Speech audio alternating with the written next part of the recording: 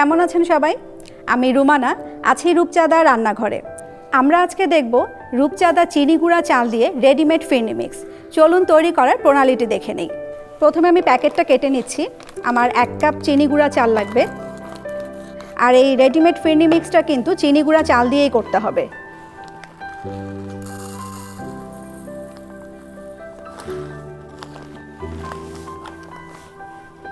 Just আমি মেপে 1 cup চাল নিয়ে নিলাম। এবার আমি মিক্সারে দিয়ে দিচ্ছি। এবার আমি এটাকে একদম আধা গুঁড়া করে নিব, একদম গোটা মিহি পেস্ট করব না, জাস্ট আধা ভাঙা করে নিব।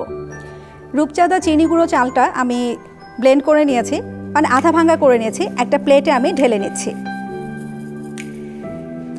আমি আপনাদের সুবিধার্থে একটু হাতে তুলে দেখিয়ে দিচ্ছি, ঠিক এরকম হবে। এবার আমি একে একে অন্যান্য উপকরণগুলো মিশিয়ে দিচ্ছি। প্রথমেই দিয়ে দিচ্ছি নারিকেল। এই নারিকেলটা কিন্তু কোরানো নারিকেল হলে হবে না, এটা নিতে হবে শুকনো নারিকেল। এটা দিয়ে দিচ্ছি আমি 1/4 কাপ। এবার দিয়ে দিচ্ছি কিশমিশ 1 টেবিল চামচ। একটা জিনিস খেয়াল রাখতে হবে, এখানে কিন্তু কোথাও কোনো পানি থাকা যাবে না। 2 টুকরো দারুচিনি দিয়ে দিচ্ছি, একটু ভেঙে দিলাম, তাহলে ফ্লেভারটা ভালো হবে রান্নার সময়।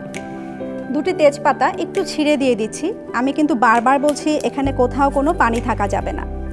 এবার বাদাম দিয়ে দিচ্ছি। বাদামগুলো কিন্তু আমি খোসাগুলো পরিষ্কার করে নিয়ে একদম শুকনো করে তারপরে দিয়ে দিচ্ছি। 1 চা চামচ দিয়ে দিলাম। আমি 2 ধরনের বাদাম দিচ্ছি, আমি পেস্তা আর কাজু দিচ্ছি।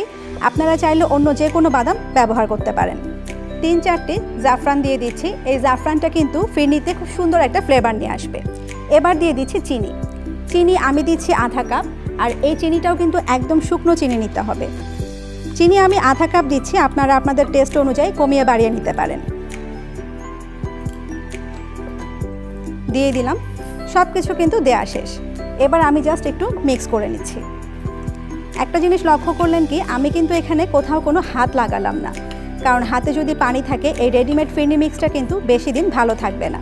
কাজ কিন্তু বাস এতটুকুই, খুবই কিন্তু সহজ আর খুব কম সময়ে কিন্তু তৈরি হয়ে যায়। হয়ে গেছে মিক্সিংটা। এবার আমি একটা এয়ারটাইট বয়ামে এটাকে নিয়ে নিচ্ছি। আমি আবারও বলছি, বয়ামে কিন্তু কোনো পানি থাকা যাবে না। পানি থাকলেই কিন্তু এই রেডিমেড ফিরনি মিক্সটা নষ্ট হয়ে যাবে। আর যেই গরম মশলা, বাদাম, কিশমিশ, আমি যে উপকরণগুলো এখানে মিক্স করলাম সব কিছুই কিন্তু বয়ামে তুলে রাখতে হবে।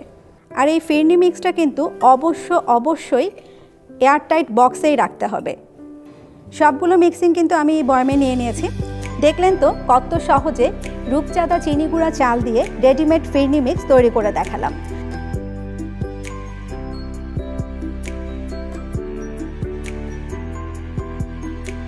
একটা কথা বারবার বলছি, কোনোভাবেই যেন পানি না লাগে।